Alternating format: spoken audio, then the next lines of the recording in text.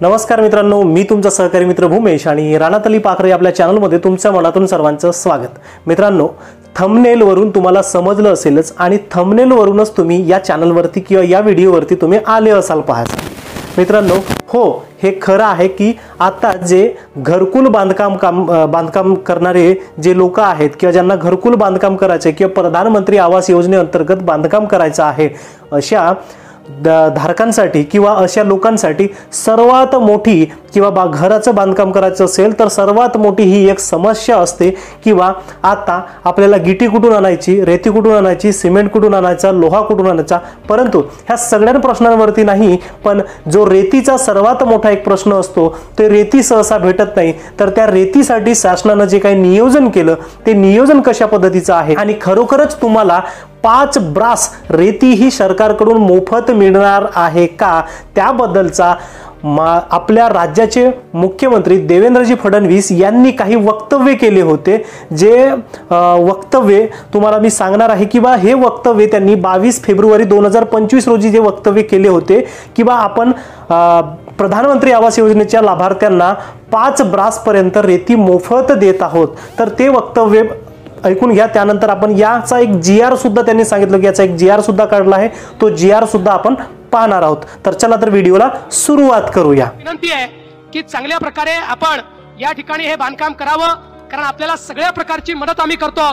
रेती देखील त्या ठिकाणी 5 ब्रास पर्यंत मोफत देण्याचा निर्णय आपण यापूर्वी केलेला आहे। त्यामुळे ती रेती देखील जर कुठे अडचणी असतील तर जिल्हाधिकाऱ्यांना आणि सगळ्या सीओना मी सांगतो की तात्काळ आमचे हे जे प्रधानमंत्री आवास योजनेचे लाभधारक आहेत यांना रेती मिळेल अशा प्रकारचं त्या ठिकाणी नियोजन करून प्राधान्याने त्यांना रेती देण्याचं काम आपण करावं। मित्रांनो, इथं पाहताय तुम्ही हा एक जीआर आहे आणि हा जो जीआर आहे तो आहे 19 एप्रिल 2023 या दिवसाचा जीआर आहे आणि तो जीआर आहे महाराष्ट्र शासन महसूल व वन विभाग यांचा।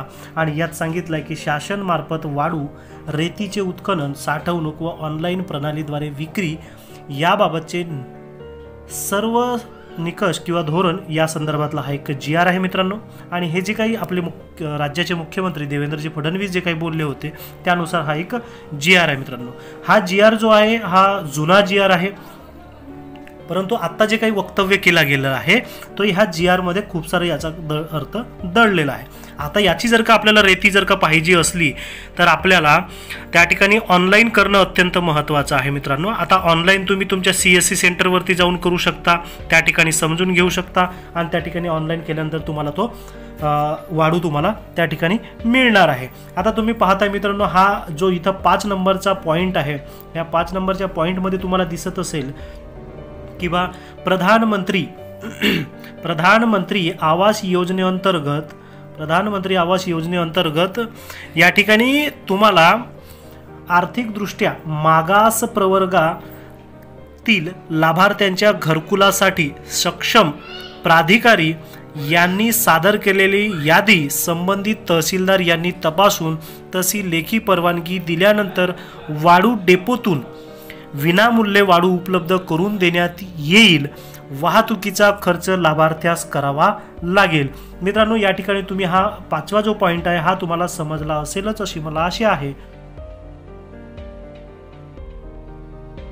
जे काही ऑनलाईन केलेले अर्ज असतील आणि जे काही ऑनलाईन केले जातील त्यांना वाळू पुरवल्या जाणार आहे मित्रांनो या ठिकाणी।